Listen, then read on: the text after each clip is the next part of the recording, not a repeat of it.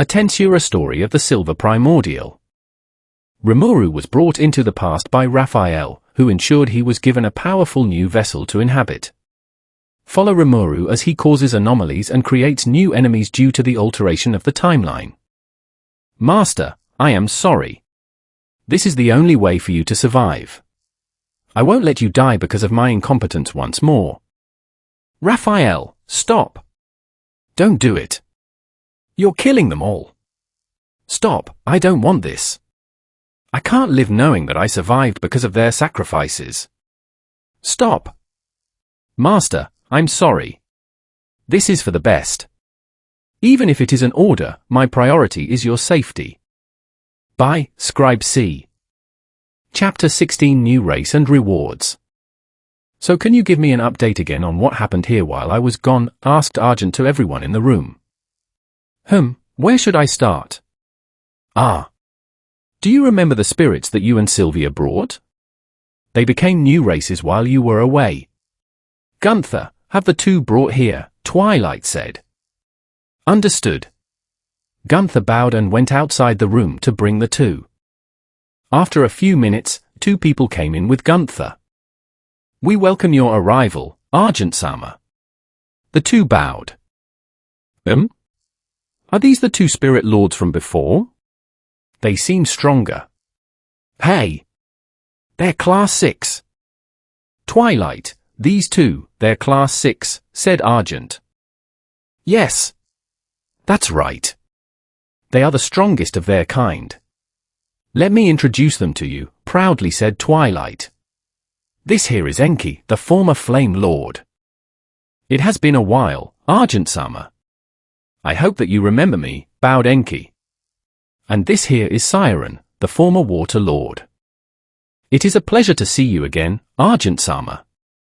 I am pleased with your safe revival, bowed Siren. Yes, the pleasure is mine. Hey, a question, why are they respectful to me? They should be stronger than me currently, at least, said Argent, looking at Twilight. Twilight shrugged his shoulders. Apparently they wish to become your subordinates. They said that even if they became stronger than you, you still defeated them, and they have already sworn loyalty to you. Wait. You mean that if you defeat us we will submit? Thing was them pledging their loyalty to me, asked Argent, confused. Yes, confirmed the two. We are at your disposal. The two took a knee. What the hell kind of development is this? Sigh. Whatever. For now, continue to help Twilight with the research in this facility. And after that, make your own settlements for your kind so your numbers increase, ordered Argent. That would be impossible, said Twilight gloomily. For some reason, their kind can't reproduce. I haven't found any way to change this, and there probably isn't any. Is that so? Well, just follow the first order for now, said Argent to the two. Understood. Then how many are there? Asked Argent to Twilight. We planned on making 1,000 of them each, but they are more complicated and harder to make than the elves. So for now, the mark is 500 Enkis and Sirens. I see. Argent nodded. Anything else I need to know? Well, there was some world disaster that happened about 100 years ago, but that's not the point. The point is we were tasked by Veldanava-sama to increase the numbers of this attacker. This attacker was the incarnation of the earth, evil god. The Seraphim and Veldanava-sama took care of him. Veldanava-sama split the evil god into 3 people. They were the true giants. 2 of the 3 have reformed from their old ways. But the last one continued his rampage on the planet, which Veldanava-sama punished him for by sealing him. We were given some samples of their flesh and blood, and were ordered to create more true giants. I see. Any progress on their creation? Asked Argent. It seems their composition is different from the spirits that we are used to using. That's why it's taking longer than usual.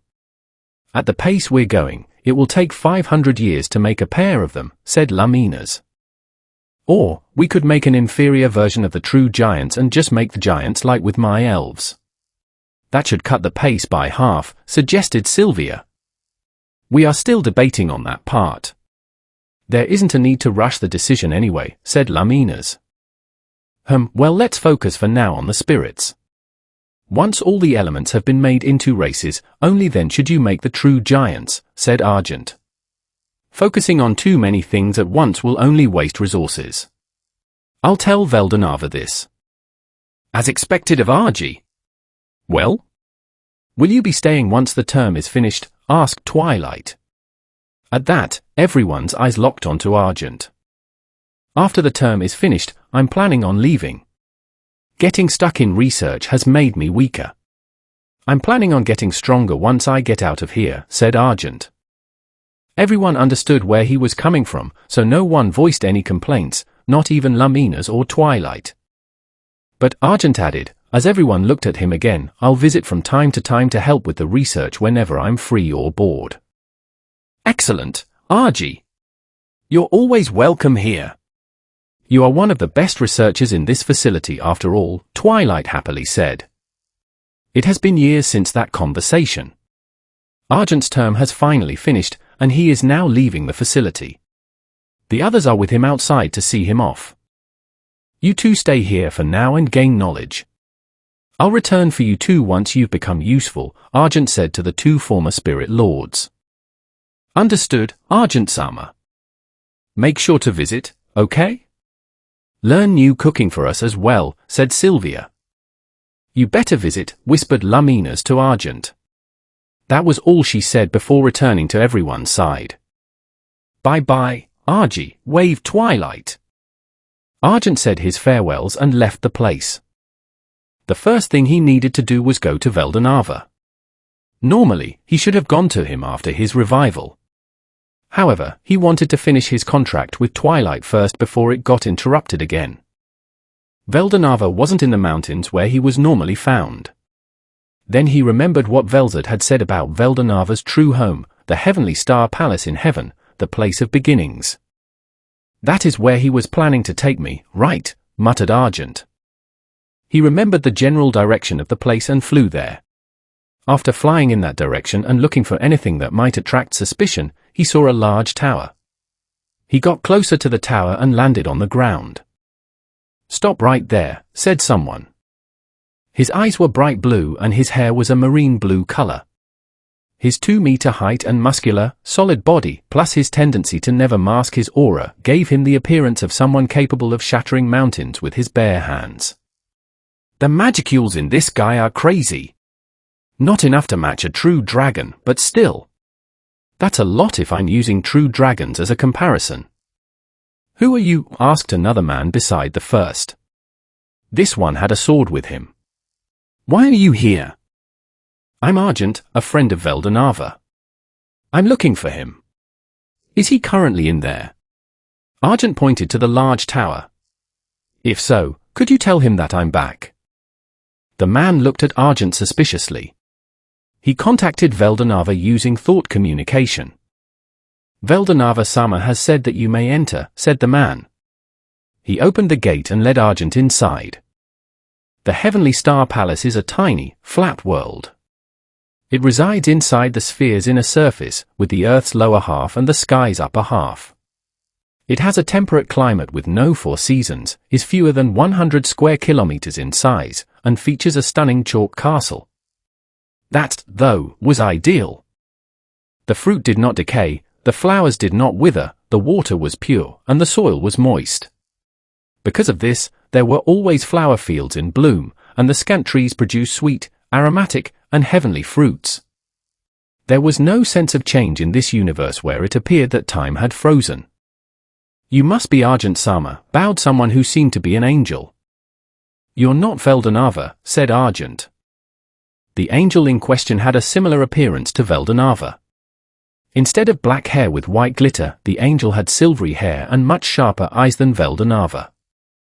I am the Seraphim, Feldway. Veldanava-sama made me using his own appearance, said Feldway. Please follow me. Feldway guided Argent to a gazebo in the garden at the back of the castle. Veldanava could be seen there, leisurely drinking tea and reading a book. Veldanava-sama, excuse my rudeness. I have brought Argent-sama as you ordered, bowed Feldway. It was a surreal scene seeing two people with the exact same appearance, with hair color being the only difference. But Argent just ignored it. Good work. Bring Late here and return to your post, said Veldanava to Feldway, who bowed and left. Well, Argent, it sure has been a while. Sorry about my younger sister. It was all a misunderstanding, said Veldanava. Well, it's fine for now. I do still hold a grudge about how I died, though, replied Argent as he sat down in a chair opposite Veldanava. About how you died, huh? Well anyway, what do you think of this place? Veldanava changed the topic. Argent looked around the place. Well, the only word I could think of is paradise. A real-life paradise for living beings. Weather that doesn't cause disasters, land that doesn't lose its fertility, and the view as well. Argent listed the things that caught his attention when asked to describe the place. Veldanava listened happily to the compliments his home received. The two chatted for a few more minutes until Late finally arrived. I am happy to see you in perfect health, Argent-sama, said Late. Veldanava looked at Late in disbelief. This girl didn't even greet me and went directly to Argent. Your true feelings are leaking, you know. Oh. It has been a while, Late. I see your ego is maturing well, as expected, Argent replied to Late, who sat down in the chair next to him. Well, now that Late is here, let's talk about your job, Argent. Veldanava got serious. While you were gone, another gate appeared. Actually, it's very recent, about half a century ago, I guess. Of course, since you were gone, and because it was Velgrin's fault, I took the liberty of going in your place. You can get the details of that world from Late later. And? What was on the other side of the gate? Asked Argent. Veldanava looked at Late, signaling her to continue the story. Late nodded and faced Argent. The other side of the gate is a universe where civilization has only just started. It seems that the creator of this world has died. From the speculation of Veldanava-sama, the creator was a mutated combination of different spirits that incarnated into a high human body before being placed in that universe, said Late. We have talked with the inhabitants of the world, especially Fushi and Nua, who created humanity. They said that the creator, or as they call it, the primordial god named Pangu, died, and the resources of the world were made up from his body. Of course, these are just stories told by someone, so take it with a grain of salt. I did, however, sense some magical and skill-based effects on the world. So in some ways, their story might be true, added Veldanava. Also, they have submitted to me, so don't worry about any trouble with them. I've also told them about you, and that you might visit someday. Argent processed the information he just received. He then thanked the two. Sorry about this. It's only my second job and I'm already skipping work. Ha ha ha. Don't worry. Like I said, it wasn't your fault, was it? Laughed Veldanava. Indeed, it was Velgrin-sama's fault for attacking you. Next time, I swear to protect you, joined Late. Also, Argent, I've realized how strong the other universes and worlds truly are. And that's why you really need to incarnate into the body I gave you, so you can become much more durable. Veldanava stood up. Follow me. The other two followed Veldanava. The three went inside the castle. The interior was just as beautiful as the exterior. The craftsmanship of the hallways and corridors were works of art. They then went into one of the rooms. Inside was a body stored in a capsule. What do you think? Presented Veldanava. I dare say this is one of my masterpieces. There are others as well, like Feldway's body and other weapons, that are all my masterpieces. Argent got closer and scanned the body inside the capsule. It had an appearance similar to himself, so his appearance wouldn't change even if he incarnated into it. Do you like it? The bones are made of dragotite. It's magic or bathed in my aura, so it should be stronger than normal dragotite. That should strengthen it by a lot. The flesh is made from some of my own flesh and blood, explained Veldanava. Argent looked at Veldanava. Are you insane? Why would you place your flesh and blood into some demon? Ha ha ha, it's fine, laughed Veldanava. It's not like I got too immersed in making the body and forgot to hold back. Ha ha ha. He couldn't look Argent in the eye as he sweated while laughing. Argent's judgmental eyes pierced through Veldanava like a laser. It's not like all of the flesh and blood is from me, defended Veldanava. Only around 10% is from me. The rest is from analyzing the flesh of Fushi and Nua.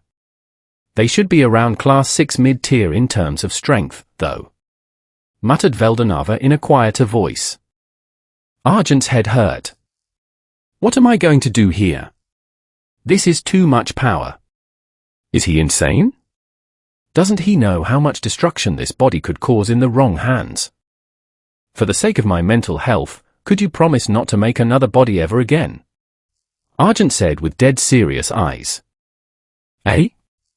Well, I don't know, maybe. Veldanava looked at Argent, and seeing that he wasn't happy with the answer, added, all right. I promise not to make another body. Sheesh, it's not like I'm just making these things. You and Feldway are the only ones I've created bodies for. Argent sighed in relief. He finally left his former material body, which was made from the corpses of human prisoners, and went inside the body in the capsule.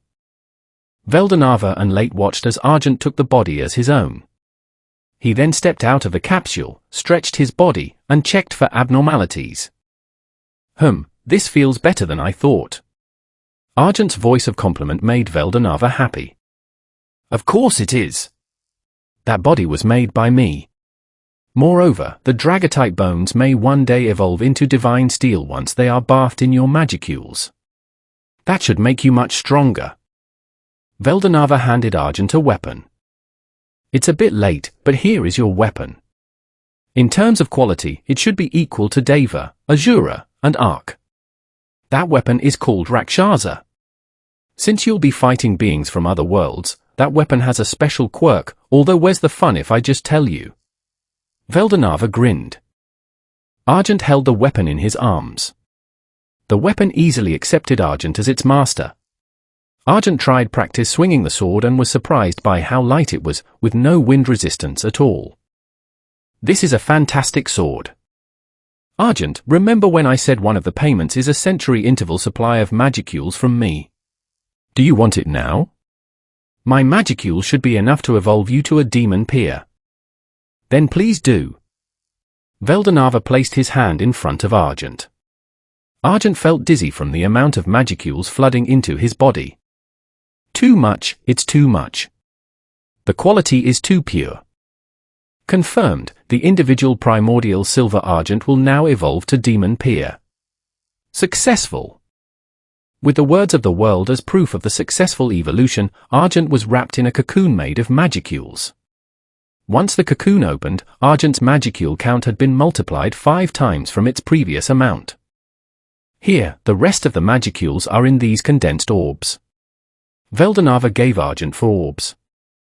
4 orbs, 400 years worth. Not even 1 orb was needed to multiply my magicules to reach demon peer level.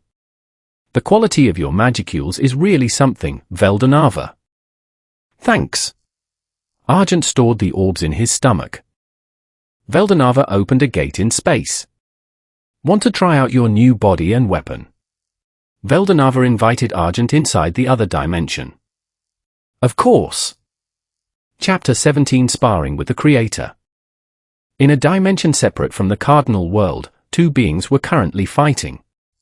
In this dimension, there was no ground whatsoever and gravity didn't exist, as if the sole purpose of this realm was for beings to test out their abilities, which was indeed the reason for its creation. Sword slashes that could cut mountains and magic attacks that could blow up large islands were being thrown around in this dimension. Argent was happy. His instincts as a demon were at their peak. Fighting the Creator Star King, Veldanava, made his blood boil. Normally, he wouldn't fight beings he knew he couldn't beat, but that didn't mean he didn't want to fight them. He wasn't stupid, but he did love to fight. Nuclear cannon! Trinity, he shouted. Veldanava dodged the attack with minimal movement. Argent appeared behind him and delivered a downward slash toward his back. Veldanava blocked it with his sword without even looking. Argent stepped back several meters, clicked his tongue, and began recovering his exhausted stamina. "Well, are we done?" asked Veldanava. He was also enjoying the spar, although he was holding back and only exerting force equal to what Argent could produce. The limits were: only use a similar amount of magicules as Argent. Sword skills are allowed. Only magics that Argent is capable of using are allowed. Strength, defense, and speed must be similar to Argent. No ultimate skills. Argent was basically fighting a being with similar abilities and strength to his own, but who was immensely skilled in using them. In a way, this was training for what Argent could do with his current magicule count. Great Flame Spear. Veldanava created a giant flame in the shape of a spear, 15 meters in length. "Hey! That's too much," complained Argent. "But you can use this, can't you?" replied Veldanava. Sure, if I waste 5% of all my magicules." Argent rolled his eyes. The rules only stated that Veldanava could use the amount that Argent possessed, but that didn't mean Veldanava couldn't recklessly use those magicules to unleash large magical attacks. The spear was fired, hurtling toward Argent, who slashed it using his new sword, Rakshasa. However, the spear exploded when split in two. This gave Veldanava the opening to close the distance and take a vertical swing. Argent used his sword to block the attack, using the force of the blow to launch himself back hundreds of meters. Thousands of black threads appeared from Argent's palm, wrapping around Veldanava.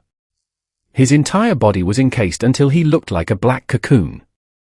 "How about a taste of this then?" "Nihilistic Vanish." The inside of the thread began producing deadly poison that could melt flesh upon contact. The cocoon filled with poison until it started bloating and overflowing. "That takes me back to when Violet placed me in one of those." Argent looked distant, recalling when he was turned into toxic waste by his fellow Primordial in the name of teaching. Only for Veldanava to slash his way out of the cocoon completely unscathed. "Guess that won't work." "How about this then?" Argent focused his magicules into his palm, concentrating his energy and activating specific magics to form an abyss core. Veldanava stopped in his tracks, cautiously watching Argent. Argent grinned at Veldanava's reaction. "I thought you told me you could only use nuclear cannon," asked Veldanava as he looked at the abyss core. The abyss core could generate different kinds of nuclear magic depending on how it was handled. "I did. Well, I had one of my fellow Primordials teach me about nuclear magic, even the one she has a hard time making," said Argent. The abyss core in Argent's hand started to compress. This compression created supergravity, in simple terms, an artificial black hole. "I don't have to be able to make a successful nuclear magic." Gravity collapse. A localized supergravity force field was created after a star's magnetic gravity field was disrupted. All who fell within the super-compressed space's zone of influence would be crushed. Argent directed the magic at Veldanava, who was confused by what Argent had just said. "Don't have to be successful?" It appeared as though the gates of hell had opened, causing a massive explosion as a jet-black pillar connected heaven and earth. This wasn't the kind of magic that could be safely employed on a planet anymore. Additionally, the magic would run wild without adequate planning and management. The barrier limiting the area of effect was destroyed due to poor control, drawing both of them toward the enormous black hole the magic had produced. Veldanava looked at the black hole and then at Argent. "You're insane! And here you are calling me crazy! Ha ha ha! Isn't this fun? Aren't you having fun?" Argent rushed toward Veldanava as the two were dragged toward the black hole. "Because I'm having fun. TSK. All right, if that's what you want." Veldanava traded blows with Argent as they slowly but surely continued drawing closer to the singularity. "Argent, this is getting dangerous, so I'm ending it with this attack." Veldanava took a stance with his sword. "All right, I'm ready." Argent took his stance as well. "Here I go." Nova Thrust. Demonic Slash. The two executed their sword techniques on each other. Argent managed to cut Veldanava's arm. Meanwhile, Veldanava opened a hole in Argent's stomach. Goo. TSK, guess I lose, Argent muttered before passing out. Yeah, you did. Veldanava caught Argent before he could get sucked into the black hole. Using Covenant King Uriel, Veldanava summoned cosmic chains. The chains encircled the black hole, forcing it to vanish. Carrying Argent and healing his wounds, Veldanava returned to the Heavenly Star Palace, where Late was waiting. Argent-sama! Are you okay? Late rushed to Argent's side, glaring at Veldanava. He just passed out from exhaustion. Let him rest in one of the rooms here, Veldanava said to the still angry Late. Sigh. You can watch over him while he sleeps, you know. Late turned bright red. She carried Argent off to one of the rooms, muttering to herself, right, this is for Argent-sama. He needs rest, and I need to watch over him to make sure nothing bad happens to his body. That's right. I have an excuse, no. I mean, that's why I'm guarding him. It took only a few hours for Argent to awaken from his slumber. With a groan, Argent sat up in bed, holding his head with his right hand. Late, sitting in a chair beside the bed, helped him sit up. Thanks. No problem, Argent-sama. The two talked for several minutes. Anything interesting happened since I was gone, aside from the gate? Asked Argent. You know, since I've been gone for how long? For 100-something years? 418 years, 5 months, 1 week, 3 days, and 15 hours. All right, stop. I get it. It's surprising that you know how long it's been since I revived. That isn't true. These numbers are based on how long it has been since our first encounter after your revival. Well, there was that decade I spent with Jorn in the underworld, and staying in the facility for a couple of years.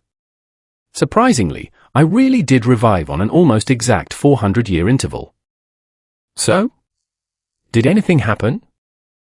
After you died, Argent-sama, I realized how weak I was.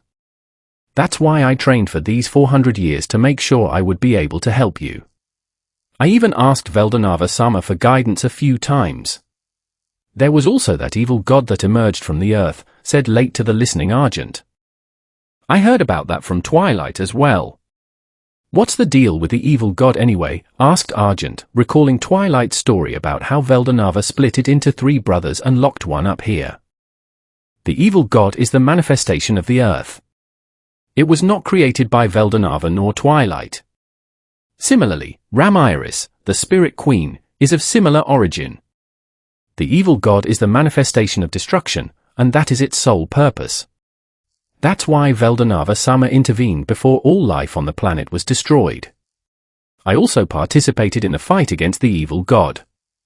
After that, peace came for a few years before one of the 3 brothers, the one called Fen, whom I fought one-on-one, stayed loyal to his destructive nature despite losing to Veldanava-sama.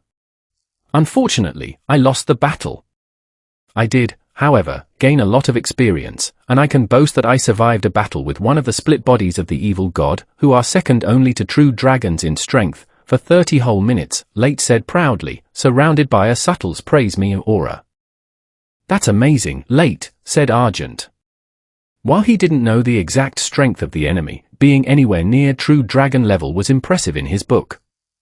He was even curious how he would fare in a fight against Fen. Are you two talking about Fen? Veldanava entered the room and sat down on the other side of the bed. More specifically the evil god, but yes. Why? Asked Argent. He's locked up here, you know. I have him chained up with Gleipnir so he can't escape. Want to see him? Replied Veldanava. Nah, not interested if he can't fight. What about the other 2 brothers? Where are they? You met them. The 2 guarding the tower are the other 2. De Gruel and Glassword are their names. By the way, Glassword is the one with the sword. Argent recalled the 2 guards at the tower. If Glassord is the one with the sword, then the other one with the absurd amount of magicules is de Gruel. I'll remember their names. So, how are you feeling? Asked Veldenava. All better. Thanks to your healing, I don't feel any lingering effects from our fight, replied Argent, assessing his body. Ha ha ha. Well, I'll take the compliment. So, about your goal of fighting Velgrind. Can I talk you out of it? Veldenava changed the subject, looking serious. Argent looked at Veldenava. Nah, it's impossible to talk me out of it. Why are you even trying to? Well, I care about both you and her. I don't really want to see you kill each other, even if one of you would just get revived anyway, Veldenava said gloomily. Who? Who said anything about killing each other? Argent looked confused. Who? Who? The two stared at each other, both completely confused. Hold on. Let me ask clearly, you want revenge on Velgrind, right? Right. Because? She one-shotted me. So you want to defeat her? Who? Argent looked at Veldenava in confusion again. Sigh. Look here, Veldenava. I may be arrogant and sometimes stupid, but I know when I'm weaker than someone. There's no way I could defeat her. Then why do you want to fight her? Because how I got defeated was humiliating. I want a rematch to show that if I'm serious, I can last longer, and that she'd need to get serious to kill me. That's all I want out of this revenge, if you can even call it that. Then you don't hate her for killing you. You're forgetting that I'm a demon. We kill each other every day, every hour, every minute. The strong survive and the weak get killed. If I die, it just means I was weak. Nothing to hold a grudge over. It's my pride that's driving this fight. Then if you two do fight, it doesn't have to be a fight to the death. Sure. Besides, this body will be harder to destroy, so if it were a fight to the death, we'd end up in a stalemate. Why are you asking? Veldenava grinned and looked toward the door. The door opened and a blue-haired woman walked in, ignoring Argent's surprised stare. I was actually planning on forcing you two to make up, but this works out even better, Veldenava explained. Hey, Velgrind said to Argent. Don't act so surprised. It's not like I wanted to come, Big Brother forced me to. Yeah, I can see that, replied Argent, looking at the true dragon siblings. I heard you wanted a rematch. Is that true?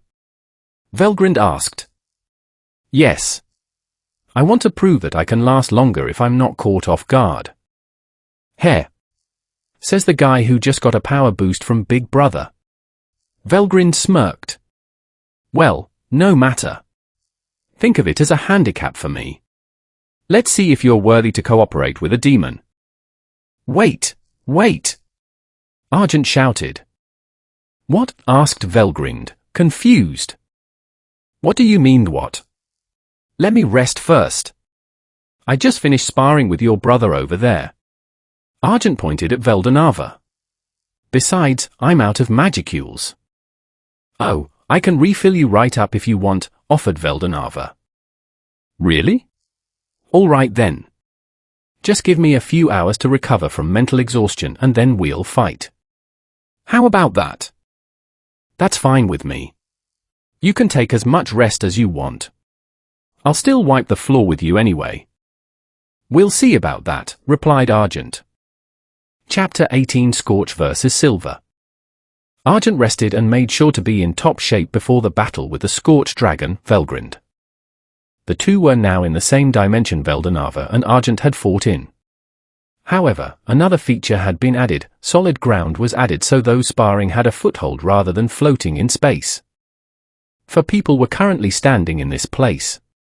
Argent and Velgrind would be the ones fighting, while Veldenava and Late watched to make sure the dimension didn't cause problems outside. True dragons, if they fought, could cause catastrophes that affected other dimensions. All right, you two, are you ready to fight? Asked Veldenava, standing between them. Both nodded. Remember, this isn't a fight to the death. If one of you gives up or is knocked out, the other is the winner. I'll interfere if it starts getting too serious and may cause death, explained Veldanava, looking at them seriously. Well then, begin. Veldanava moved back to where Late stood and created a barrier for the two of them. Meanwhile, the fight had already started the instant the words left Veldanava's mouth. Velgrind, wanting to finish this as fast as possible, unleashed her burning breath at Argent again. He dodged and formed several magic circles aimed at Velgrind before firing. The magic Argent fire didn't do much damage to Velgrind, but this did not faze Argent one bit. Having already fought Veldanava, he knew most of his magical arsenal would be useless. He tried physical attacks, darting toward her and planning to land a punch filled with battle will to her face. She caught the fist right in front of her, raised Argent by his arm, and slammed him toward the ground. Argent adjusted his position midair to land on his feet. He tried a kick to her side, which she blocked with her arm before driving her right fist into his stomach, pushing Argent several meters away. This is getting nowhere, muttered Velgrind as she created magic circles, all aimed at Argent. Tens of flame-based attacks continuously fired at Argent without stopping. Argent used magical attacks to counter some while using barriers to block others. A few still managed to hit him, but thanks to Veldanava's crafted body, the damage was minimal. Then a large magic formation appeared at his feet. He heard Velgrind utter the words, "Scorch Circle." It was a magic attack, a superior version of Ifrit's Flare Circle. Argent burned, doing his best to escape the formation. Ah! Once outside, everyone could see his body all burned up, leaving second-degree burn marks across his entire body. Argent-sama! Argent could hear Late's voice in the distance, but he didn't have the luxury to lose focus. Are you giving up yet? Asked Velgrind. If his body hadn't been crafted by Veldanava, no trace of Argent would remain. Not only that, but the Scorch Circle had been imbued with Velgrind's ultimate skill, making it much hotter than normal. Velgrind's respect for Argent rose significantly for tanking that attack with only that much damage. Argent used his ultra-speed regeneration to heal himself. Normally it would have healed instantly, but for reasons he didn't know, it was slower than usual. Thankfully, Velgrind didn't attack him while he healed, giving him leeway for surviving her blow. Once completely healed, he knew he had to change his tactics or he would lose quickly. Using Form Hide and Flash Step in quick succession, Argent appeared right in front of her. She dodged his sword slash by sprouting her wings and taking flight. Argent followed her into the air. So that is the sword Big Brother gave you? Asked Velgrind as she launched a giant flaming pillar at Argent. Ah, yes. It feels like cheating using this super durable body, but I can't exactly not use this weapon, replied Argent, slicing the pillar with his sword. Oh? You seem to be underestimating me. You think a mere sword can change the tide of this battle? Asked Velgrind, her words laced with anger. No, even with the sword I can't win. But I might be able to damage you, even if only a bit. You sure are arrogant. Why don't I show you what happens when I get serious? He charged at Velgrind with his sword. Using his speed, he delivered a horizontal slash aimed at her body. Velgrind materialized a sword of her own, the Blue Dragon Sword, forged from her own magicules. It was a broadsword comparable to a mythical-grade weapon. She blocked the attack and executed a quick slash that heavily wounded Argent's arm. She didn't stop there, immediately firing several scorch blasts. Crap! Can't dodge! Scorch Blast was similar to a fireball, but instead of normal fire, it used Velgrind's Scorch element, making it hundreds of times hotter. Once the attack subsided, a 3-meter-tall ice ball stood where Argent had been. It was the Nitro Sphere, a original spell of Argent's combining water and ice magic. It used an improved version of Hydro Ball that was then frozen solid. The sphere exploded, revealing Argent.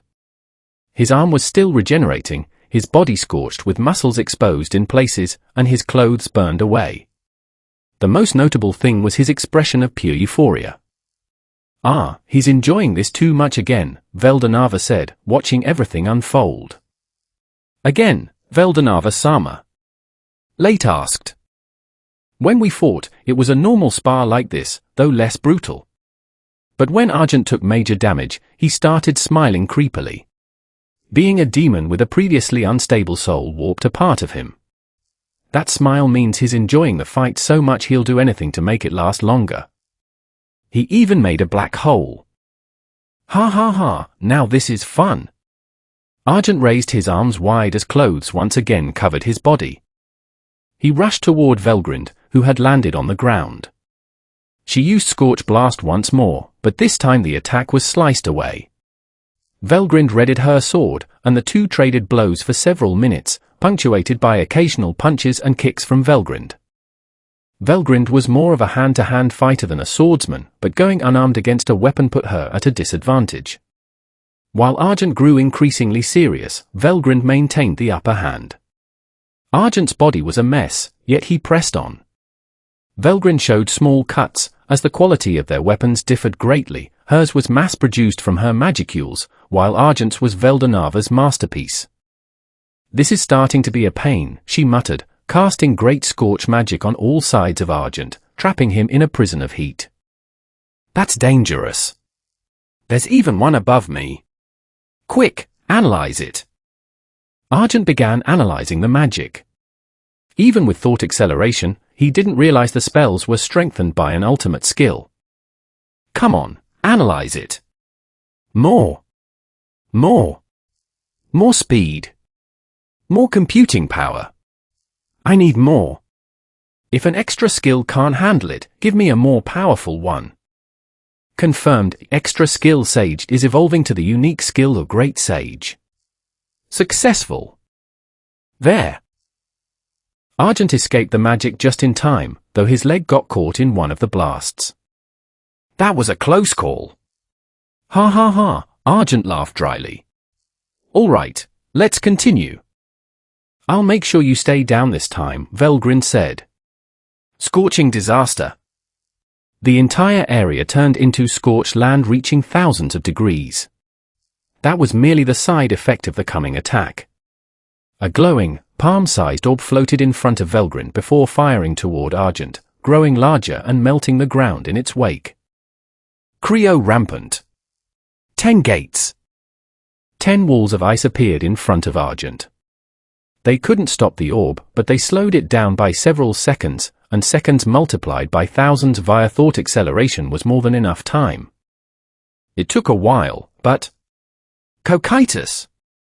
Using Great Sage analytical and computing abilities, Argent attempted one of Rain's specialties.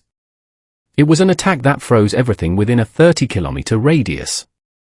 The target was the orb, which froze in place after Argent poured all his magicules into the spell. The scorched land was instantly covered in inches of solid ice.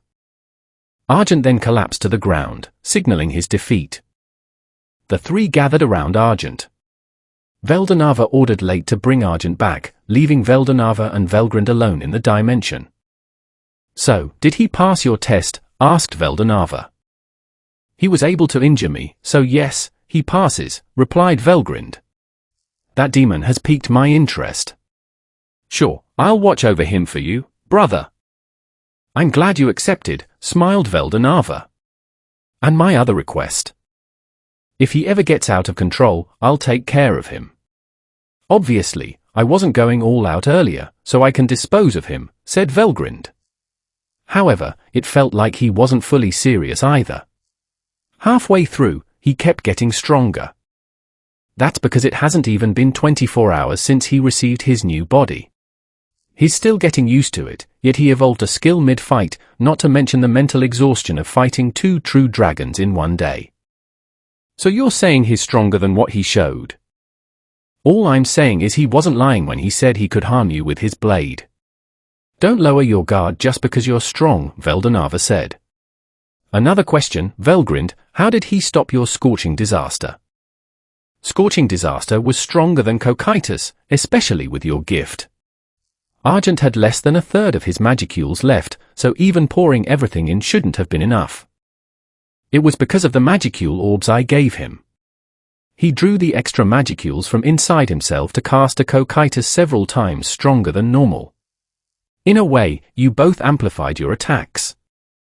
I see, Velgrind understood. He's quite cunning, that Argent. Yes, he is. That's why he'll be perfect for his job. Chapter 19 Work and Bonding. So this is where your base of operations is? Velgrind said to Argent. The two were in the special dimension created by Veldanava that would serve as Argent's headquarters. Hey, if you have complaints about the design, blame your brother. He made it look like this, not me, Argent replied, setting up the new gate using information from Late. I'm planning a major renovation once I have enough resources. What kind? Asked Velgrind, looking around as Argent marked one of the doors. Something more high-tech. I'll use Twilight's facility and the Magic Empire as references. Twilight. Velgrind's face contorted. I don't like him. He's annoying. I've wanted to kill him so many times. Well, at least we can agree on that. Argent finished marking the gate, connected the door using his magicules, and opened it. Will you be coming? Why not? She shrugged and followed. They stepped into the world Veldanava and Late had visited, the realm where Nua and Fushi resided. They traveled to the Kunlun Mountains, where the couple had begun their marriage and created humanity. Near the foot of the mountain, villages and towns had already formed. Those two really did make humanity, at least in this universe, Velgrind muttered. To be fair, it's been about 50 years since Veldanava was last here, replied Argent. They landed in a mountain village, asked around, and were directed to the eastern side of the mountain peak. There, they found a woman. That must be Nua, said Argent. They watched her create humans using a rope dipped in mud, swinging it around to scatter blobs of mud that transformed into human forms. They appeared to be asleep in fetal positions, ranging from late teens to early 20s. Is that how Twilight did it? Asked Velgrind. No, not at all. His process is much more complex and less muddy. Who's there? A man called out, spotting them. Argent stepped forward. You must be Fushi. I am Argent, tasked by Veldanava to oversee different worlds. You're the one Sir Veldanava spoke of, said Fushi, leading Argent and Velgrind to his home. They met Nua, helped her arrange the sleeping people, and chatted for hours. What will happen to them? They don't seem to be waking up, Velgrind noted. Do not worry, Lady Velgrind. They are safe and will awaken when I prompt them, Fushi explained. Nua created the humans, while Fushi guided them and taught them survival skills like fishing and agriculture. May I ask the reason for this visit? Asked Nua. I needed to mark the place myself. Otherwise, if something causes the world to collapse, I wouldn't notice until it's too late, replied Argent. Velgrind was surprised by Argent taking his job seriously, assuming he would slack off. Ha ha ha, you need not worry. If that time ever comes, we will handle it ourselves, replied Fushi.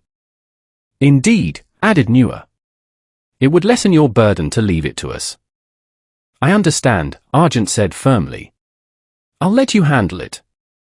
However, if it ever gets dangerous, I will intervene. After chatting further, Argent and Velgrind took their leave to explore the town. Velgrind walked behind Argent, staring at his back. What is it? Argent asked, sensing her gaze. Nothing. I just didn't expect you to have a serious side. You don't know me that well. Our only interactions were when you killed me and when we fought. That may be true, but your behavior during our fight was more akin to your race. Well, take this time to get to know me better. Come on, my treat, let's look around, Argent said, showing a purse filled with local currency.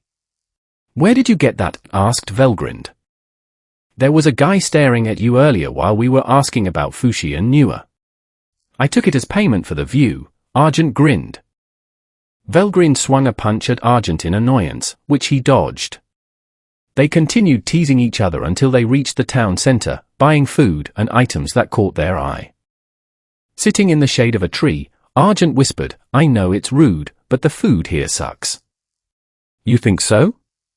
I think it's fine for a civilization that started 50 years ago, Velgrind said.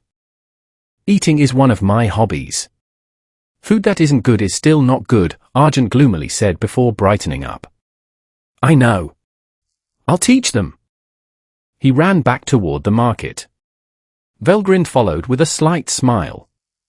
Goodness, he's so childish. The two spent the afternoon redesigning recipes across town, adjusting tofu ratios, improving wine brewing, and demonstrating better noodle-making techniques. People flocked around Argent to learn, while Velgrind sat to the side enjoying his cooking. Argent was an exceptional cook, making the earlier meals pale in comparison. Suddenly, a loud rumble echoed as tremors shook the surroundings. While the townspeople panicked and ran, the two remained calm. During the panic, someone bumped into Velgrind, causing her to drop her food. Her aura flared in anger, killing several unfortunate onlookers instantly. Argent quickly deployed a barrier to compress and contain her leaking magicules. Hey, Velgrind! Stop leaking your magicules! I'll make you a new portion later. The leaking magicules vanished instantly as Velgrind looked at him. Really?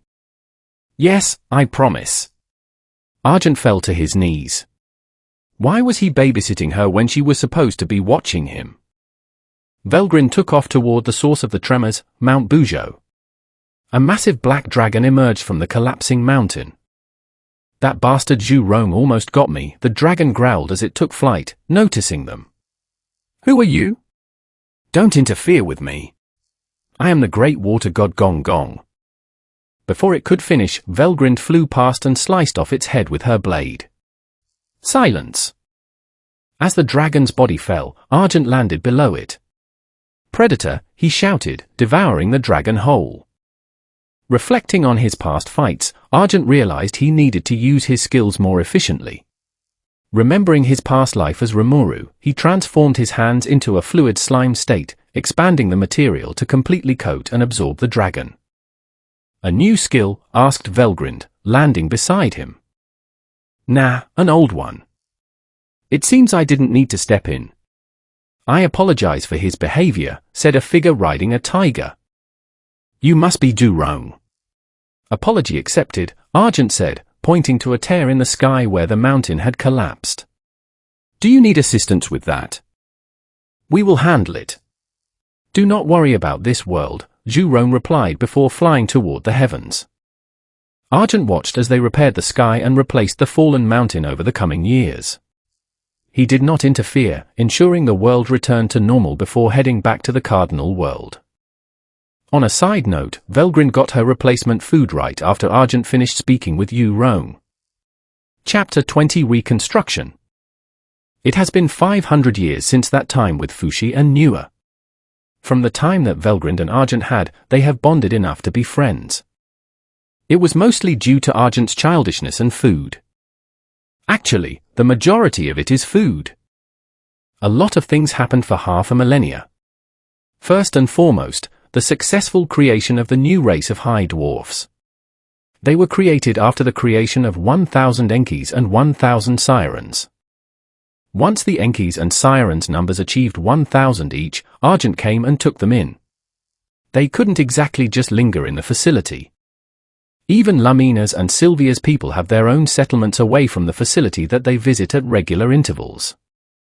The first high dwarf was created around 300 years ago. He was given the name of Guren. It seems that dwarfs are not affected by the naming process. After being born, he cooperated in the creation of his brethren.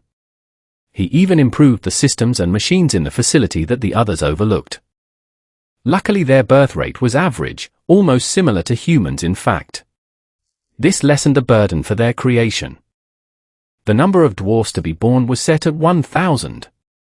And in the past centuries, their numbers have increased. Their computed population should be around hundreds of thousands already. They are also spread across different nations. Their innate skills with their hands have given them positions in human society. Although there are those that look down on them, their benefits outweigh the disadvantages of not welcoming dwarfs into their nations. Their weapons will be outperformed by nations that have dwarven blacksmiths and craftsmen. Returning back, Argent welcomed the Sirens and Enkies to his headquarters. However, their number was around 1,000. The headquarters could accommodate them, but this made Argent realize how small his place was. So he took it as a sign to renovate it. First and foremost, he went to Veldanava. "Hey Veldanava, I need a favor," he asked Veldanava as he visited the Heavenly Star Palace to chat with him alongside Velgrind. The trio had been having regular chats in the Heavenly Star Palace with the tea that Argent planted and brewed himself. Sure, what is it?" Veldanava asked as he flipped a page from his book. A little fact, the book was one of those books Argent took from the royal library of a certain kingdom that no longer existed. "Remember that headquarters that you made for me? Could you increase the size of the island? I'm planning on making the castle bigger." "I don't really mind, if it's only increasing the size of the island." "How big do you want it?" asked Veldanava. "Around 5, no, 10 times bigger," said Argent. "Ooh?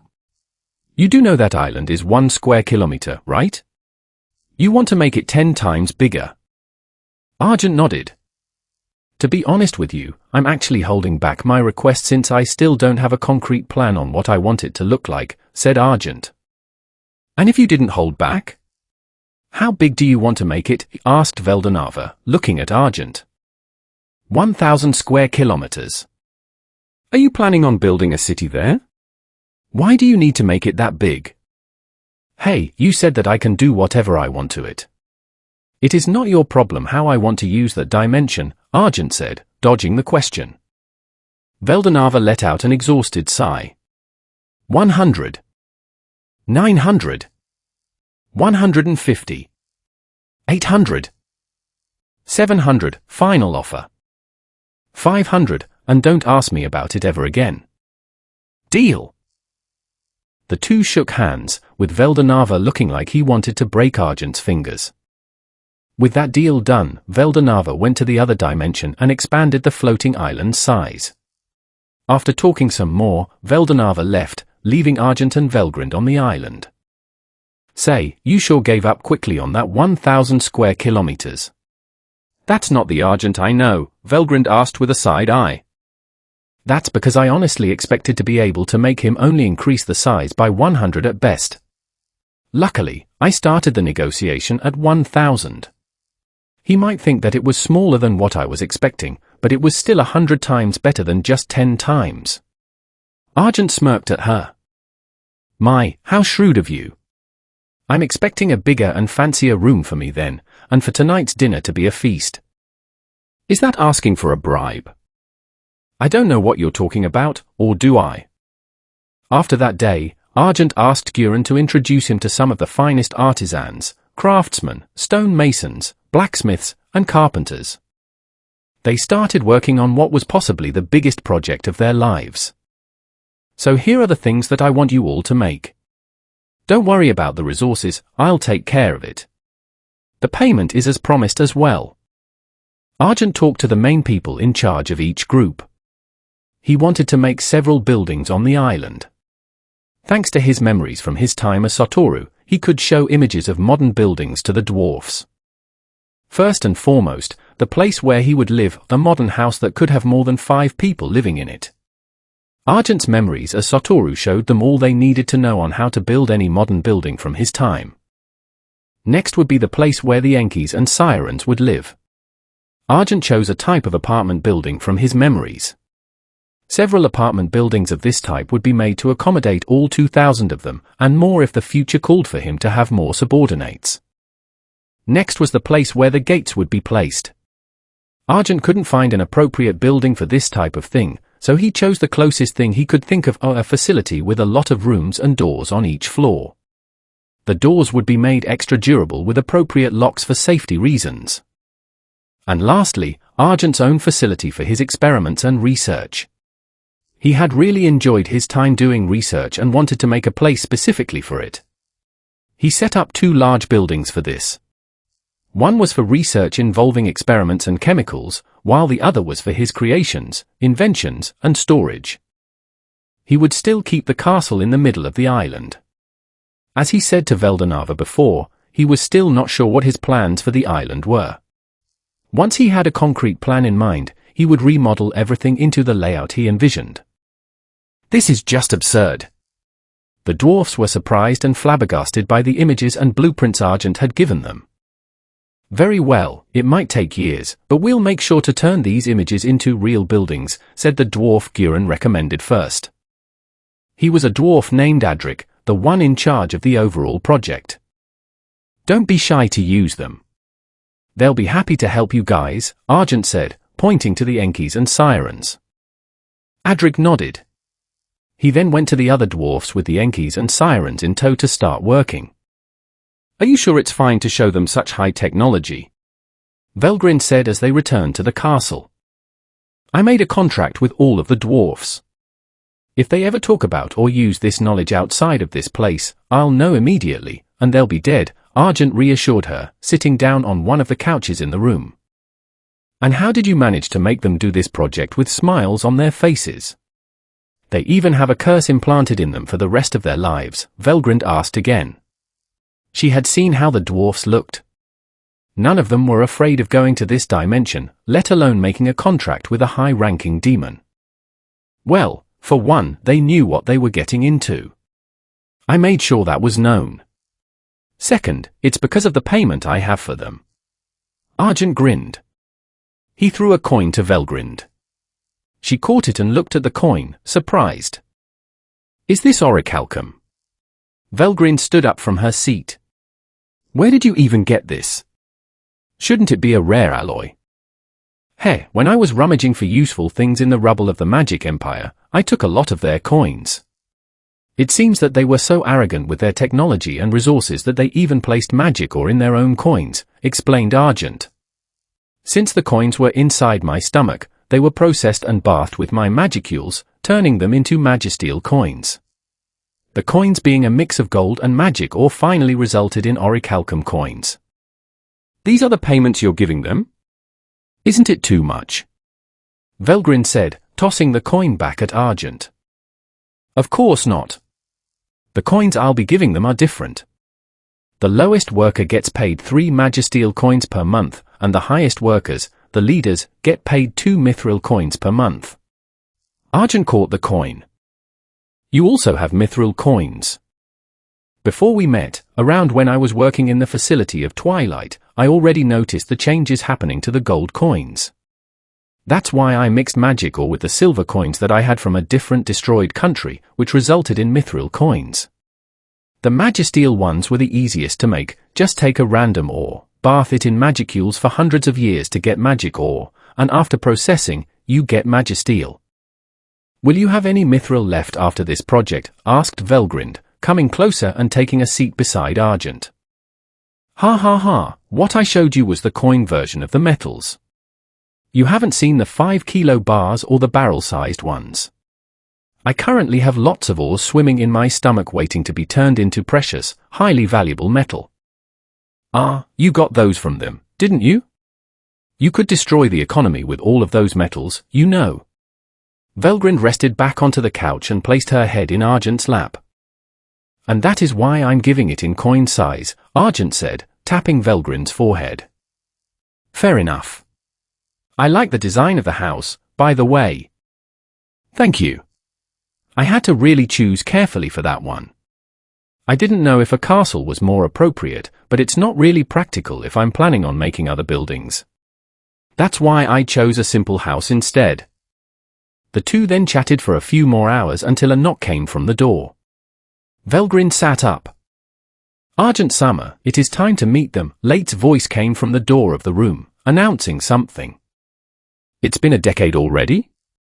Time sure flies by when you're immersed in something." Argent stood up from his seat and opened the door, where Late waited for him. "Well then, you're not interested in coming, right?" Argent looked at Velgrind, who once again plopped onto the couch. She waved her hand to signal him to go. Argent and Late went to the halls where the doors were. In the 500 years, another gate had opened. This one wasn't all that powerful like the last one. Argent opened the door and went to the other side.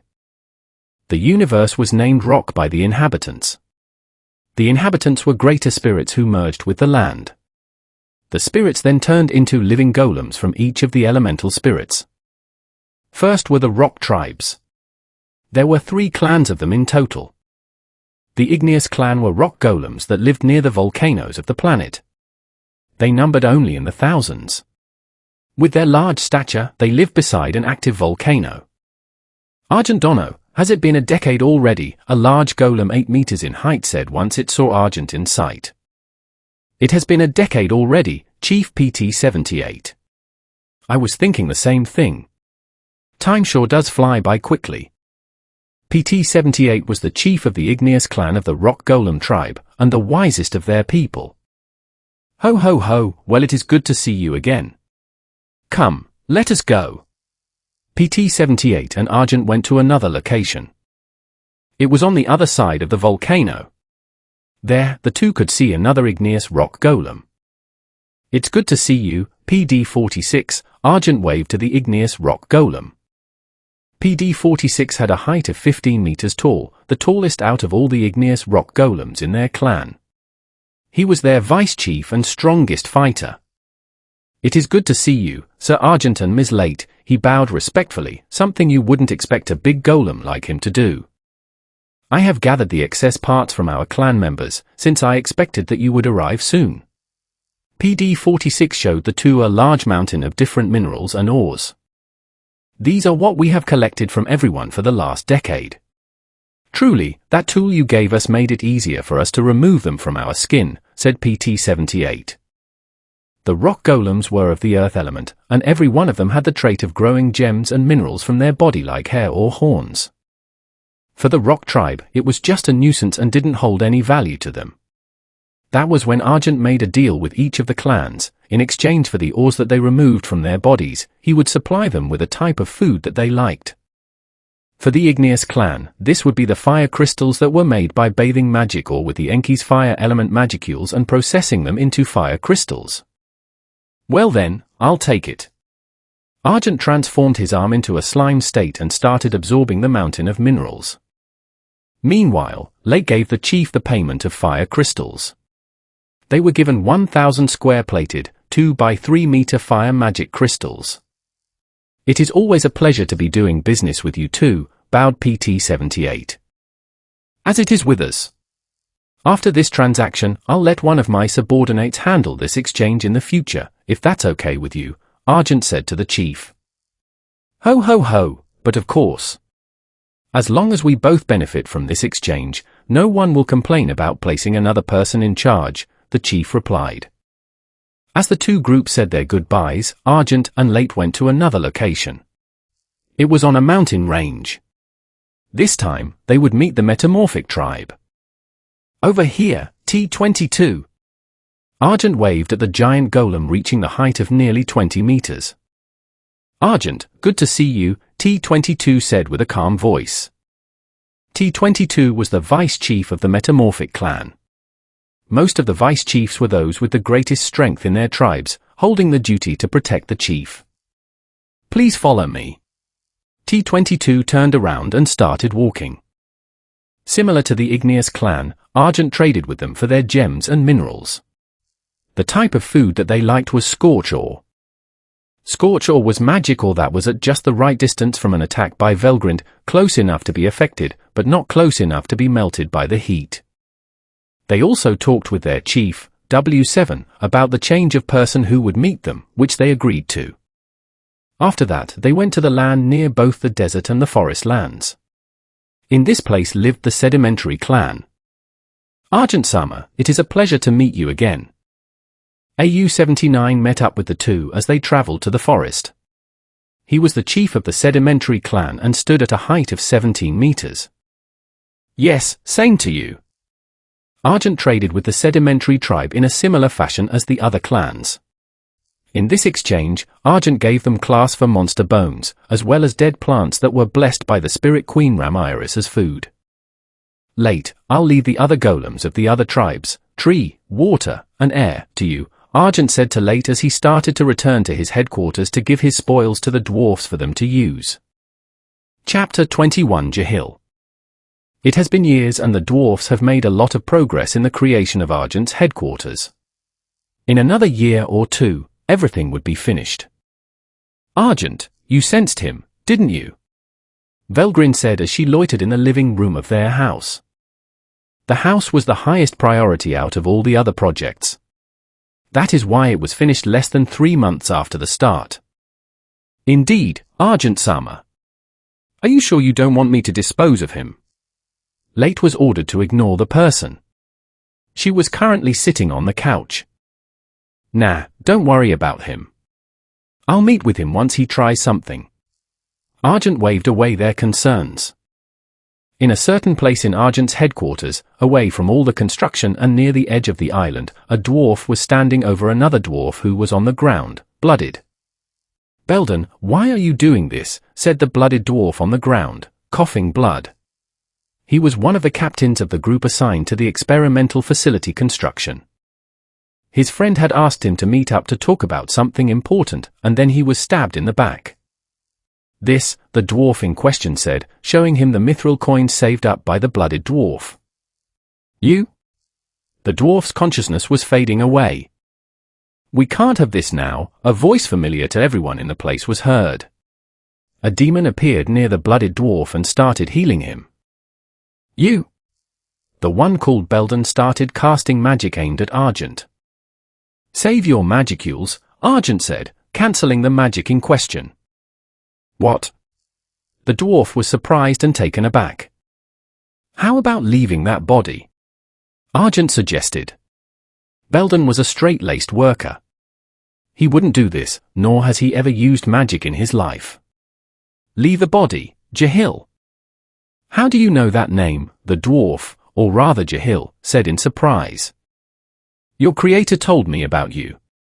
He also said something quite interesting, you know. That's... Before he could say anything, he was knocked out from behind and lost consciousness. Once Jahil regained consciousness, he saw that he was locked in a room from the old castle. His body was in chains, with his hands tied atop his head. The door to the room opened, revealing Argent again. Argent walked in and sat down on the single chair in the room, right in front of Jahil. Get me out of here, shouted Jahil. Sure. Argent lifted his finger, pointed it at Jahil, and shot him in the shoulder with fire magic. Ack! Argent then raised his finger and placed it in front of his lips, signaling Jahil to quiet himself. I'm the one doing the talking here, if you don't mind. Okay? Spreading his aura, Argent showed Jahil a wicked smile to intimidate him. Jahil slightly nodded. Good. The aura was released, but the wicked expression remained. How are you still alive? I'll ask one more time. Argent stood up, created a rapier-like weapon, and stabbed Jahil's left thigh. The rapier was coated with toxins that increased the pain felt as time passed. Gah! How are you alive? Argent said, twisting the rapier in Jahil's thigh and causing him to whimper in pain. My magic! I possess this dwarf. Argent removed the rapier from the left thigh and stabbed the right. Ah. Obviously I know that. I meant, what magic did you use? Argent said, creating a dagger and placing it against Jahil's throat. I'll have you know, you won't be able to revive yourself if I kill you right now. My art. It's my art. Jahil screamed as loudly as he could. What type of art? My original art. It's the secret art of spiritualization, answered Jahil. Explain. Argent took out the rapier from Jahil's thigh and made both it and the dagger disappear. He then sat down in his chair and ordered Jahil to explain. You're a demon, right? Then you know that spiritual beings are basically immortal unless their cores are destroyed, Jahil explained. Well, for us primordial demons, we don't die even with our core destroyed. Rain, Tan and Misery are proof. It's an art that can turn a person into a spiritual being, sacrificing the material body to strengthen and change the spiritual and astral body of a person.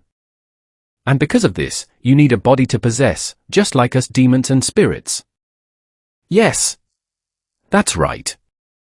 Argent went into deep thought. Then he stood up again and sat down on the floor at eye level with Jahil. I have a deal. Do you want to take it? Argent spoke in a tone not fitting for someone asking, but for ordering someone. Jahil's eyes turned serious. What kind of deal? He said, his eyes analyzing Argent's every expression. That art of yours, teach it to my subordinates. What do I get out of it? Jahil asked. Obviously, you'll live if you do this. But more than that, I heard you're a researcher and you let the other high humans lead the magic empire, Argent explained. I have a large research facility, as you already know. How do you feel about working for me? Jahil was wide-eyed at this proposal. You know that I'll probably betray you in the future. Yes, I know. You're still willing even through that. I don't care about your loyalty. I care about the benefits that you can give me. And those benefits are my research. No. It's entertainment, Argent said with a smile. Who? The face of Jahil was completely the look of utter confusion. Don't get me wrong, I love doing research as much as I love food. But doing it all the time will make me lose my interest in it. Adding you to the mix will stave off my boredom somewhat and should entertain me enough to not lose interest with research. I'll have thoughts like when will he betray me, or is he telling the truth, and is he sabotaging the research? Argent was getting giddy imagining the moments to come that may or may not result in his own destruction. All he knew was that it would be entertaining. He was more than confident enough that he could defeat Jahil 10 out of 10 fights. But what about the facility? The safety of the universe is being protected there? The other subordinates, will they get killed? Will they survive? He didn't know, and that is what made him excited. For long-lived beings like them, they need to find ways to entertain themselves out of boredom. Most of them do it by fighting and messing with human nations, but that would get pretty boring in the future. Then how about something where everything you have is at stake? You may win, or you may lose. The stakes are high and will make you stay on your toes. The best part is that strength isn't useful in these situations. Very well then, I'll accept your offer. I'll work for you until the time that I betray you, Jahil said with a serious voice and a glare in his eyes. Good then. I can't wait. Argent released Jahil from his chains. I have some high human bodies that I collected in the past. Twilight restored them, so you can use one of them. Leave that body. I can't have any of the dwarfs die on me. Jahil left the body of Belden and went inside one of the high human bodies. Geha-ha-ha? Full. Flame Lance. Jahil took a step back and summoned a large magic circle aimed at Argent. The flames connected with their target, which made Jahil laugh even more. The room exploded, the surrounding walls flew off, and the ground was turning to glass. The flames burned Argent's entire body. Stupid maggot, speaking so arrogantly in front of, as he started insulting his victim, an arm reached out from the flames burning Argent, grabbed Jahil by the neck, raised him up, and smashed his back to the ground. Jahil was in shock. Impossible. Those flames should be in the thousands of degrees. Ha ha ha. Yes. As expected of you. You really know the reason why I chose you. Argent came out of the flames completely unscathed with a smile on his face. He let go of Jahil, who was on the ground. That was a good start to this fun relationship. TSK. I doubt that. Boss. And that's why Jahil here will be working for me from now on, Argent said to Velgrind, late, and the other two former spirit lords who were present as well. That's too dangerous, Argent-sama. Indeed. He even tried killing you once he was released. We should dispose of him while we can. So said the latter three. Meanwhile, Velgrind was only looking at Argent. Is that your final decision? She asked. Yes, Argent replied. This reply shut the other three up. His decision was absolute, they were merely giving Argent suggestions and advice. No one had the right to order him around. Velgrind might be able to, but that was only a possibility, not a fact. I see. Well, I'm fine with it as long as he doesn't mess with me, Velgrind approved. She didn't care about what happened to Jahil. In her eyes, he was a weakling after all. If Argent Summer approves, then so will we, Late said. Yes, the other two added. The construction of all the buildings on the island was finished. On a side note, Jahil was given his personal place to live as well. It was decided that it was not a good idea to let him live in the apartment buildings, and Velgrind and Late didn't want to live with him. Enki and Siren, come with me. The two followed Argent and met up with Jahil. All right, teach it to them, Argent said to Jahil. Argent-sama, what is this about? Asked Siren, her expression one of confusion. I'm confused as well, added Enki. They were ordered to follow, so they did, but no one had explained where or why on the way. How long are both of your life expectancies? Argent asked the two out of the blue. About 1,000, they both replied in unison. How old are you both? Somewhere in the 500s, Argent-sama. Yes, in the 500s. Half of your lifespans are already spent. Meaning in another half a millennium, all the Enkis and the Sirens will be extinct. I can't have that. Argent grabbed Jahil's shoulder. This one here knows a way to make you guys lose your life expectancy limit. You'll be spiritual beings just like me, Velgrind, and Late. It is an honor to be placed in the same position as all of you, Enki bowed his head. Indeed, we cannot thank you enough for this gift, Siren smiled as she bowed as well. You heard them. Argent pushed Jahil to the front of the two. Jahil glared at Argent. Give them their gift. They'll need bodies.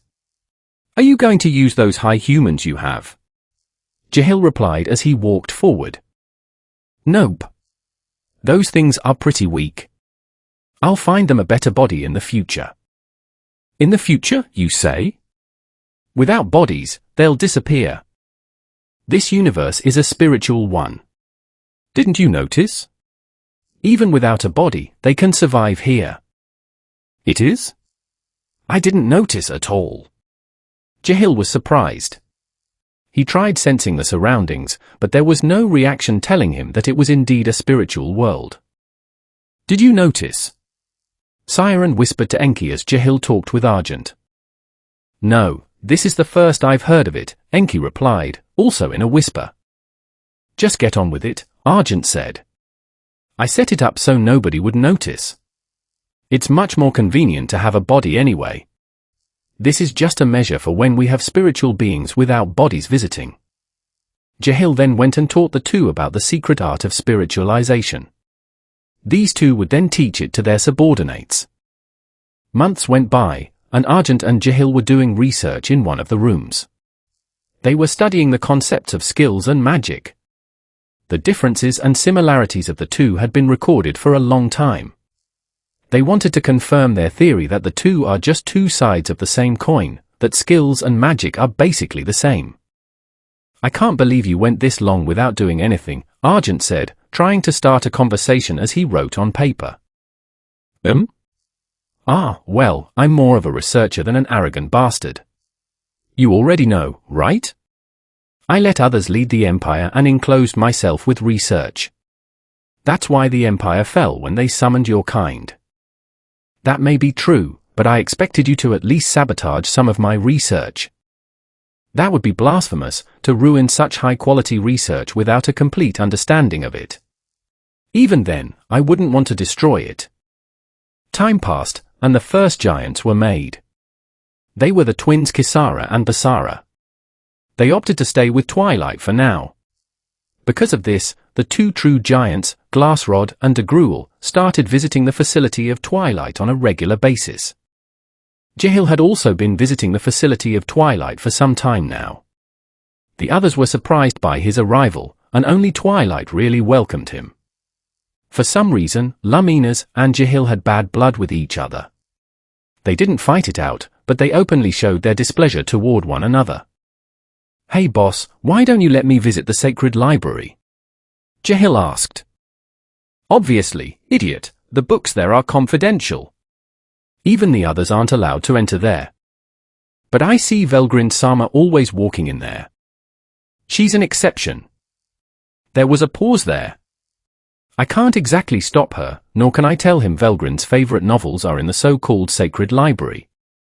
Anyway, I heard you got yourself a weapon from Twilight. Argent tried changing the subject. Ah, this?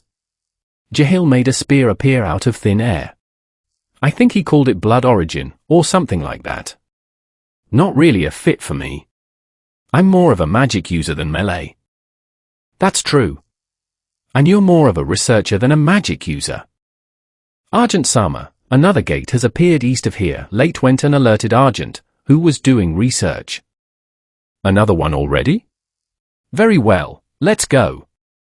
Argent stood from his chair and moved away from the table full of research papers. As the two walked in the hallway, Velgrind appeared, walking with them. I heard from Siren-chan. I'll come with you. Good.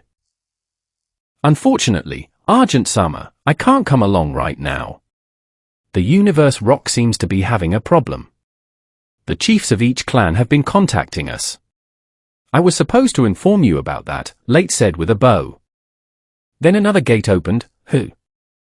That's right. Well, I'll let you take care of the problem then. Bring Enki and Siren just in case. Let them inhabit temporary bodies. Late nodded and went to get both Enki and Siren for their mission. The two went to the east of the main continent, to the place where the gate appeared. Chapter 22 Greek Pantheon 1. As Argent and Velgrind passed through the gate, they were met with trees. They were in a forest. They scanned their surroundings for any living beings. Getting into contact with a world's inhabitants had always been a part of the expedition into new worlds, judging if it was better to interact with them like the rock universe, or just let them be on their own like the lizard monster universe. They then sent thousands upon thousands of beings tens of kilometers away from where they were. Say, Argent, aren't they fighting? Velgrind said as she used her universal perception. It seems so. A lot of them are dying after all. Let's go and watch. We'll hide for now. Some of them seem to be stronger than Siren and Enki. Argent ran. The two ran for less than half an hour and reached their destination. There, they saw different races fighting each other. Two groups of people were clashing into each other, a variety of races coming together. Each race was present on both sides, making it a conflict not defined by race alone. Different types of spirit-like beings lingered on the battlefield. From what could be assessed, they each had different elements: wind, water, forest, and fire, using their gifts from the elements as weapons to defeat each other. Attacks of water, fire, and wind were thrown across the battlefield. They weren't the only participants in the war. Goat-like men were also within their ranks, possessing the legs of goats along with the body and face of a person with horns. Now that's a new race, Velgrind couldn't help but mutter. You can say that again. I'll get a sample for Twilight once this is all over, Argent replied. The goat men were using common weapons like swords and shields to combat the other side. In a similar way, armed men with swords in their sheaths had spears and shields in their hands. All of them could be seen thrusting their spears into their enemies while others slashed with their swords or used shields to block incoming attacks.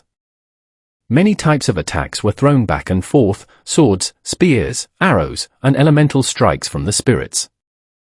Look up there, Argent pointed upwards, where light and darkness seemed to fight for dominance. Light showed its brilliance as if the sun were present on the battlefield, only for it to be covered by darkness. Do you see them, Argent? Velgrind asked. Yeah.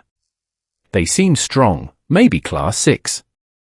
The one who had been using light then cast a spell that shot rays of sunlight to all parts of the battlefield. The attack caused a lot of damage to the water-type spirits below and left the ground fighters with burnt skin, if not burned alive. This was Hyperion, Titan god of light. And the one who blocked his rays of sunlight to protect those below was Thanatos, god of death and son of Nyx, goddess of night. Their clash in the sky continued, using both their concepts and weapons at their disposal to defeat each other. Another fight happening in the sky was a battle between a man and a woman. Coeus, the Titan god of intelligence and farsight, was one of the wisest on the battlefield and one of the reasons why they had survived this war for so long. The person he was currently fighting in the sky was Styx, representative of one of the rivers in the underworld. The two kept their clash in the sky away from the ground. Unlike Hyperion and Thanatos' battle, theirs was focused more on skill with the weapons in their hands. From the participants in this war, many would realize that it was the war between the Olympians and the Titans, the battle called Titanomachy. The battle on the ground was not any less impressive. Minor gods and other beings fought one another, throwing abilities across the field, not to mention the monsters brought by the Titans, the ones called the monsters of Kronos. These monsters rushed into the Olympian armies, causing massacres with every step they took. Bodies flew through the air alongside the screams of the beings unfortunate enough to face them. The battle was separated into three groups: the right flank, the left flank, and the middle. On the left flank of the Olympians were Hades and Kratos. Hades was leading his army against the Titan god of dusk, Astraeus, who was leading the Titan army's right flank. Meanwhile, Kratos was fighting Aegeon, the Titan god of storms of the Aegean Sea. The two threw attacks at each other until Aegeon lost his footing and was grabbed by the neck by Kratos. Arg! Kratos choked Aegeon until he passed out. TSK. Unfortunately for Kratos, Atlas came to attack him, forcing him to let go of Aegeon, who fell to the ground unconscious. The two men then started to fight. Hades fought Astraeus with spears. The two exchanged thrusts and swings with each other. Hades waited for the right moment to deal a major blow, and then it came. With a swing, Astraeus was wounded heavily by Hades' attack. Hades' blade swung toward the head of Astraeus. If the blade had been sharper, Astraeus would be dead. With his ears ringing from the strike that knocked his helmet off, he was forced to run back to his army to retreat. Crius, Titan god of constellations, came down from where he was positioned before. Using his concept of constellations to mesmerize Hades for a few seconds, he attacked him. Hades was wounded by the spear thrown by Crius. The two continued to fight each other, and because of Hades' caution, he managed to hold his ground. On the right side of the Olympians was Poseidon. He was attacking very aggressively toward the enemy army. Along with him was Bia, goddess of force. With how fast they were moving, their armies were barely keeping up with their onslaught. Good, just a little bit more, a man smiled as he saw Poseidon come closer. This man was Menoetius, the Titan god of violent anger and rash action. Indeed, another responded. This was one of the two other Titan gods with him, Pallas, god of battle and witchcraft. The plan was to lure in Poseidon and Bia, then isolate them from their army. The plan had long been set in motion as Pallas and Perses, the Titan god of destruction, had been pushing back the Olympian army. Soon, Poseidon and Bia realized the situation they were in, but it was too late. Menoetius faced Poseidon, while Pallas and Perses confronted Bia. Poseidon rushed Menoetius and was stabbed by the spear Menoetius held. Another spear held by Menoetius cut off Poseidon's advance altogether. Bia was forced into a 2 versus 1 fight. All three used swords and shields. Bia could destroy the shields of her enemies, but only if she hit them. The two made sure to dodge her attacks while slashing at her. The situation was dire for Poseidon and Bia. In the middle flank of the Olympians was Zeus, the god of thunder. He was riding a chariot on his way to the front of his army, to where his people were being sent flying by the monsters brought by the enemy's side. His charioteers were Zelus, god of envy, and Nike, goddess of victory. Zeus landed in front of the strongest of the monsters, Anix, said to be the pet of Kronos, king of the Titans. The monster noticed Zeus and ran toward him. Zeus, using his sword and shield, fought with the beast. He realized the hardness and thickness of the monster's skin was extremely high, looking as if it received no damage at all. The fight took a few minutes until Zeus attacked Anix's eyes, blinding the monster of Kronos. The beast stumbled down and writhed in pain. Using his enemy's blindness, Zeus decapitated Anix with his sword. Iapetus, the leading titan of the entire army, went to face off against Zeus. Meanwhile, Zelus was facing Epimetheus, god of afterthought, and Nike faced Prometheus, the god of forethought. Zeus, feeling arrogant from his win against the beast, rushed toward Iapetus. Iapetus thrust his spear forward and hit Zeus in his stomach. "A mere boy thinks he can win against me? How arrogant of you!" Iapetus said to Zeus as they fought. Zeus realized his disadvantage in the fight and started to lose ground. His right arm holding his sword was wounded by Iapetus. He then let go of his sword and switched it to his left hand to make a surprise attack on Iapetus. Iapetus dodged the attack and was met with dust clouds. After the dust cleared, he saw Zeus at the back of the chariot with Zelus, who had beaten Epimetheus, and Nike running to join them as well. Iapetus grabbed his spear and aimed it at the chariot. He threw it with precision and hit Zelus in the back. It wasn't enough to finish him, but it gravely wounded him.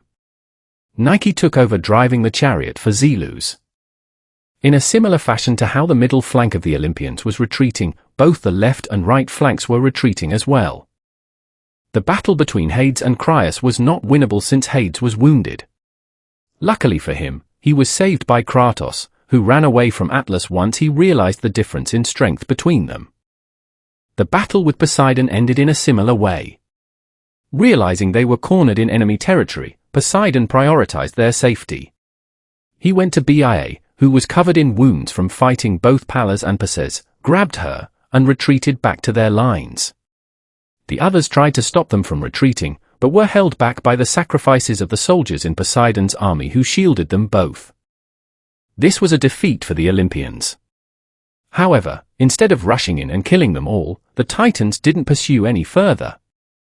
If they followed, the Gigantes guarding Mount Olympus might rain rocks on them like before when they tried to siege the mountain. "Looks like one of the armies is retreating," Velgrind muttered. "Looks like it." "Aside from the left side, the others didn't have much coordination anyway," replied Argent. "That's true. The right side lost a lot of men, more so than both the middle and left combined. In fact, the left is the only one that retreated with any type of coordination," Velgrind agreed. "So, what now?" "Personally, I don't want to interfere yet. It might affect the chances of winning on both sides." Argent shrugged his shoulders. "If we do interact with them, we'll have to keep our actions to a minimum, making sure not to do anything that can leave a major effect." "Basically, you want to talk with them." Velgrind realized that while Argent said he wouldn't interfere, what he really meant was he shouldn't interfere, but he still would. "Yup." Velgrind sighed. "Hey now. I don't plan on talking with those two groups yet. I'm planning on talking to third parties," Argent defended. "Third parties?" asked Velgrind. Argent pointed to the ground. "Try sensing her." Velgrind used her senses on the ground. "Wow! A whole spirit king inhabiting a planet? That's pretty amazing, although she seems too weak for a spirit king." Velgrind was surprised by what she found out. Probably because she inhabited a planet, or because she had descendants that she gave birth to. "I could sense her powers from a few of the fighters earlier," Argent offered as a hypothesis. The two went away from the previous battlefield and moved to one of the nearby mountains, making sure no one was in the vicinity. "All right, I know you can hear me. I know you sensed us when we arrived earlier," Argent spoke to the side of the mountain. The mountain started to morph to form the body of a woman. "It is nice to meet you. My name is Gaia, the goddess and personification of Earth," Gaia said with respect to the two. "Do you know who we are?" asked Argent. He found her attitude for their first interaction to be strange, given that this should be the first time they had met. "I do not know you exactly, but I do know where you came from," Gaia replied. "Besides, the lady over there gives off a familiar feeling, similar to the one who placed me here." "You remember when you were brought here?" asked Argent, surprised. Veldanava never physically placed them in each universe, he just transported them via magic and let them run free.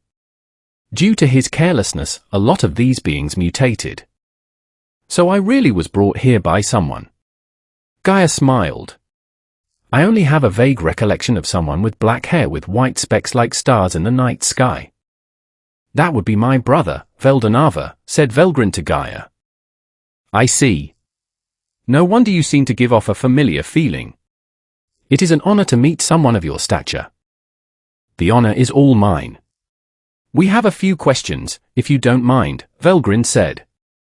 Of course.